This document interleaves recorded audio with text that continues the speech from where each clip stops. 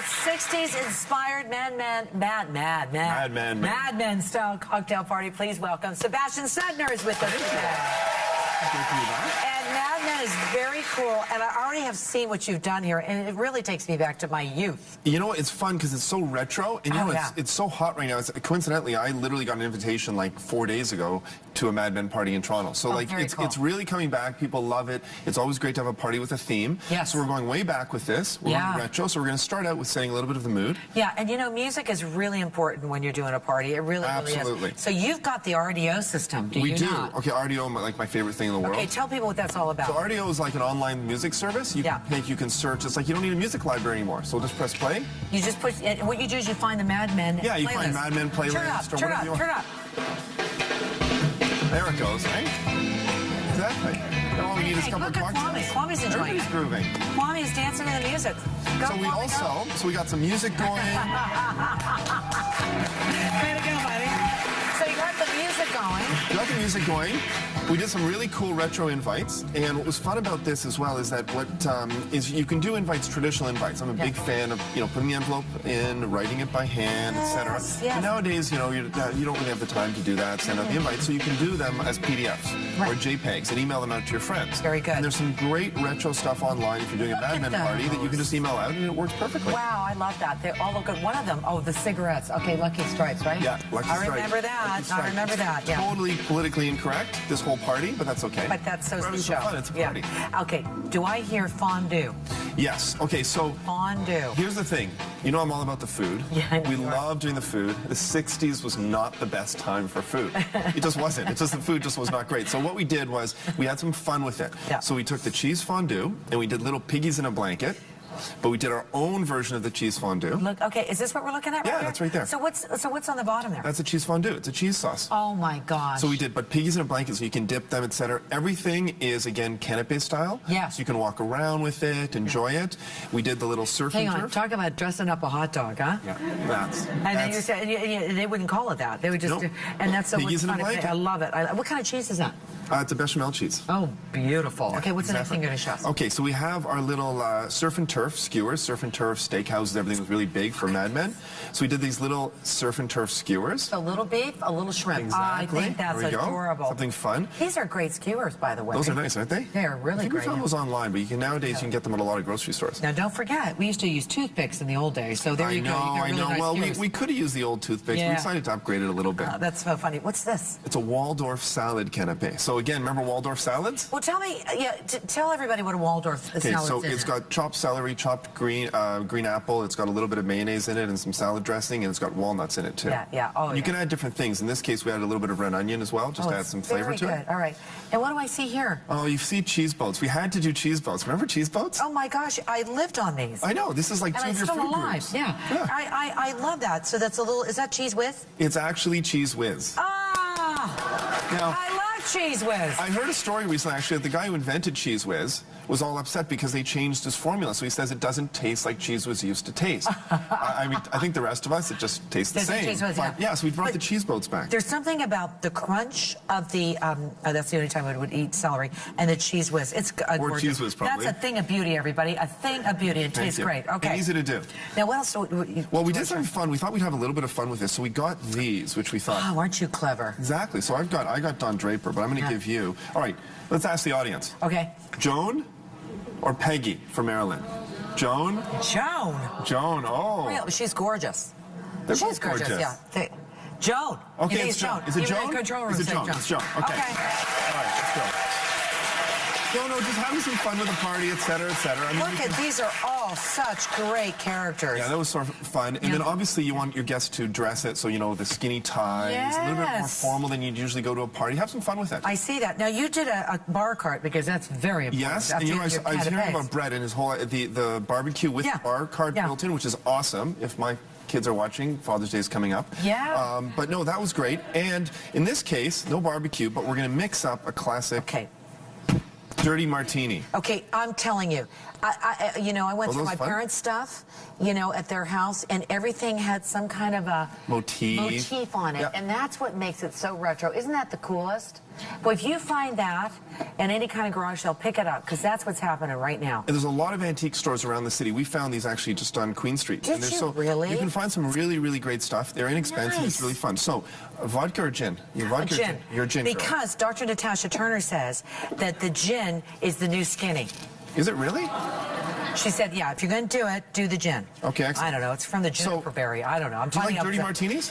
You know what? I ordered my first martini in like 15 years when I was away with my sister, and I didn't even know what to ask for. Okay. So I just know I want a lemon twist and a gin martini. Take it from there. All right. So what's a dirty martini? So a dirty martini is actually an olive martini. Oh. But we take the olive juice and you actually add the olive juice to the martini. Okay. So typically the question the bartender will ask you is, and it's very Mad Men retro, is how dirty do you like it?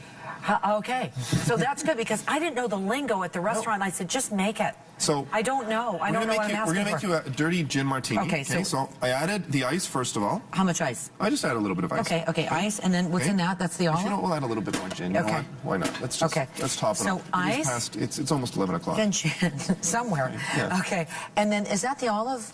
This is the olive juice, and actually what we did is you can actually take it right out of the jar you get your olives with. Okay. So I'm just going to put a little splash in. There we go. Okay. I know some people that will love that. No, whatever you want to, do. Good. Then what I'm going to do is the rest of the show to go through. Yeah. Absolutely. So here's the trick. Okay. Yeah. When you're making, if you're shaking a martini, what's called it bruises the alcohol. It actually bruises the alcohol. Okay. So what you're going to do is you're actually going to stir it instead. We're going to stir it slowly, and you're going to stir the ice. Doesn't matter if you stir the liquid. By stirring the ice, and do it really slowly, and you can feel the outside of the shaker. Feel getting colder. Feel down there. Oh yeah. Exactly. And then that's when you know that your drink's ready. Oh. So we're going to finish that off. Hold on. Very good. You grab my top here. This is a dirty martini, and just in case you just checked in with us right now. Yes, we're drinking dirty martinis at 10:45. Because, here we go. It's kind of a Mad Men themed show today. Exactly. So, and what I'm going to do is let's crack these up. Right? Isn't that nice? There we go. Very nice. And then are you putting an olive in it as well, or no? No, you know what I'm going to do? What are you going to do? No, what I'm going to do is I'm going to do a little, watch this. All right, so what's that? Vermouth. Vermouth. So there's two ways you can do this. One, you can add the vermouth and then just stir it a little bit. Or, actually, what's really fun, I'll do for one of them, watch this. Okay.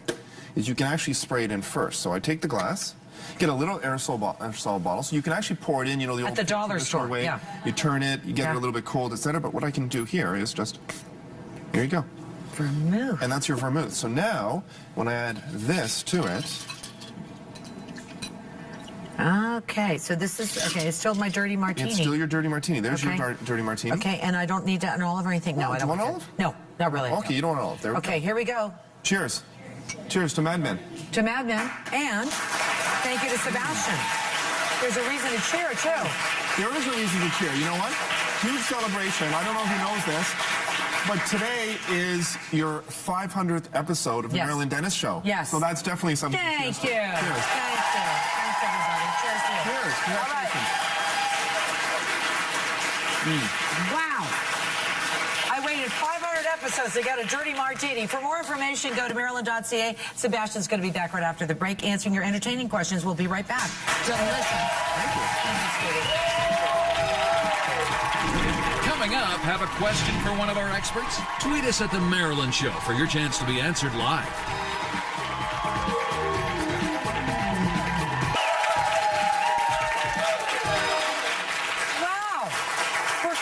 Our guests and our fabulous martinis. Thank you for that, Sebastian. Welcome. All right. Welcome. So it's time to answer the questions. As I mentioned, all three of my guests are here. And Michelle asks on Twitter, she says, I can't afford a new barbecue. Is there any way I can make over the one I've already got? And that one's definitely for you, Brett. That's my question. That's your question. You take it. Well, actually, you can make over your existing barbecue for about $10. Really? Virtually every spray paint manufacturer now comes out with a high heat resistant formula. It's usually an enamel-based spray paint, and it comes in barbecue-friendly colors. It's usually a limited palette. You have your option of black, silver, or copper for the most part. And obviously, all big on the copper right now. It's the trend color for barbecues.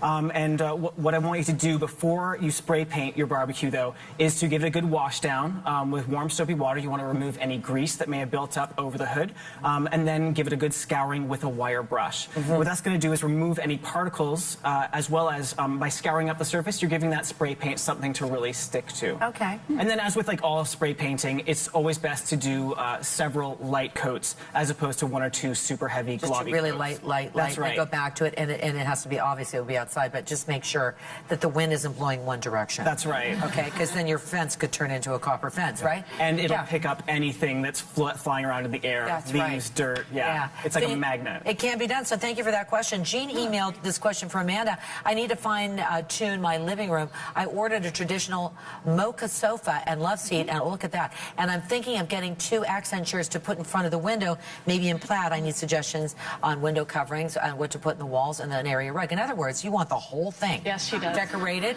right here on the show. But thank you for watching. So good for you. You're going to change things up a little bit? We're going to show her some product as quickly as possible. So, Sure. I mean, I did find that room when I was looking at her photograph, and it's quite dark. So we've got some images of how to lighten that up and still kind of keep, she has a bit of a country vibe. Yeah. But I still want to keep a classic look to it. So she was talking about buying some plaid chairs, but I found these versions, which I think are kind of pretty, and it's maybe a little bit softer than doing something like a plaid. It's more of a trellis. So we're gauging that she's going to have these new dark brown sofas. So do 2 of those chairs, and then we've got a soft rug that has a soft floral pattern in it, because I could tell from some of her other art pieces that she does have a feminine side to it. It's kind of washed out, which is nice. Yeah, it's pretty. It looks aged already. The lantern I really like, because currently the light that's over her dining table really doesn't match with the rest of what's going on in the room. So a really pretty lantern light, a nice tripod lamp. I liked all the different finishes on it. That could go between the chairs. And then she talked about doing something for the window coverings right now. I think she's got some tab top ones, which I kind of feel we're kind of moving on from those. And just to do something light and bright.